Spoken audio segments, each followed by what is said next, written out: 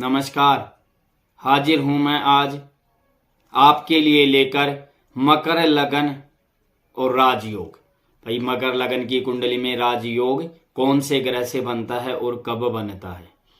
तो किसी व्यक्ति का जन्म अगर मकर लगन में हुआ है तो उस व्यक्ति के लिए राजयोग कारक कौन सा ग्रह होगा। तो मान लीजिए किसी व्यक्ति का जन्म मकर लगन में हुआ है तो मकर लगन, भाई तो मकर तो लगन हुआ, तो मकर से पंचम वृक्ष राशि हुई, तो पंचम पे वृक्ष राशि और दसम जो स्थान आता है वो कर्म स्थान आता है। कर्म स्थान पे तुला राशि। अब वृष और तुला राशि दोनों का स्वामी शुक्र हुआ, तो वृष और तुला राशि का स्वामी जो शुक्र हुआ वह राजयोग कारक हुआ।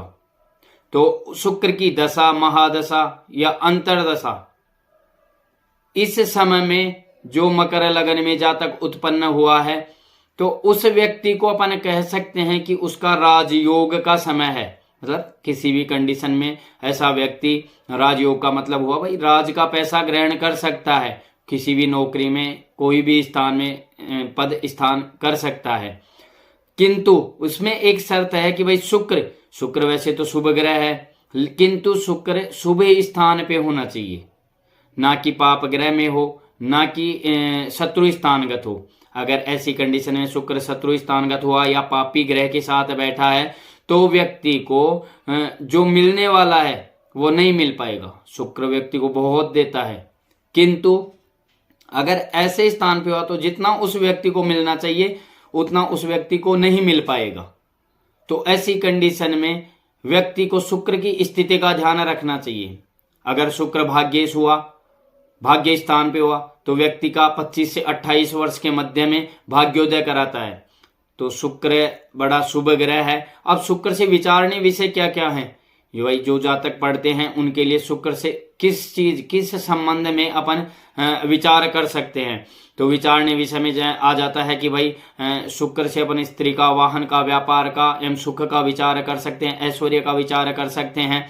अब शिक्षा के क्षेत्र में अगर किसी व्यक्ति के पंचम स्थान पे शुक्र है या शुक्र की शुभ दृष्टि पड़ रही है तो ऐसे में उसका विचार, तो ऐसे व्यक्ति को क्या भाई ऐसा व्यक्ति कौन से क्षेत्र में, किस क्षेत्र में कार्य करेगा।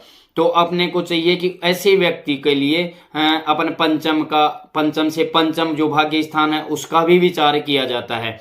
तो अगर वहां पे शुक्र की कंडीशन बन रही है तो ऐसा व्यक्ति पेंटिंग करने वाला होगा, चिकित्सा शास्त्र में भी जा सकता है, चित्रकला, खिलाड़ी या फिर डेकोरेटर इत्यादि, मतलब इन क्षेत्रों में ऐसा व्यक्ति जा सकता है।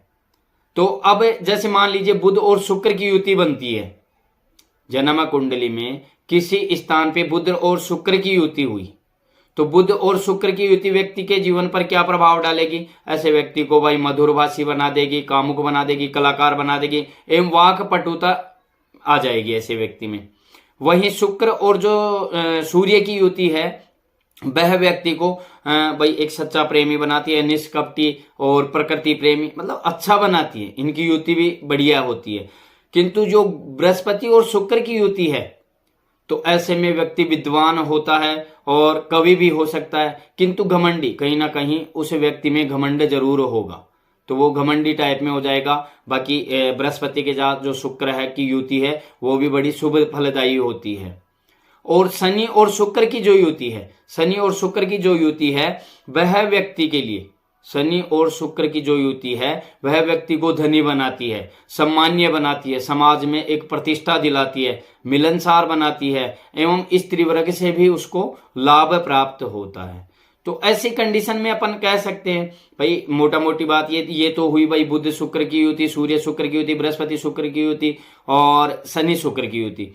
किंतु जो राजयोग के बारे में अपन मकर लगन में जो राजयोग के बारे में बताया था तो उसके बारे में अपने को जो विचार करना है वो पंचम और दसम स्थान। भाई मकर लगन की कुंडली है, मकर लगन में पंचम स्थान पे वृष राशि है, दसम स्थान पे तुला राशि। दोनों का स्वामी क्या हुआ, शुक्र हुआ, दोनों का स्वामी शुक्र हुआ। तो शुक्र हुआ तो शुक्र क्या भाई पंचम बुद्धि का स्थान है और जो दसम स्थान है वो कर्म स्थान है। कर्म स्थान है तो कर्म, वहां से अपन कर्म का विचार करेंगे तो ऐसी कंडीशन में शुक्र की दशा, महादशा, अंतरदशा, प्रत्यंतर दशा में व्यक्ति को राजयोग मतलब राजयोग प्राप्त होगा। तो ऐसा विचार अपन कर सकते हैं। धन्यवाद।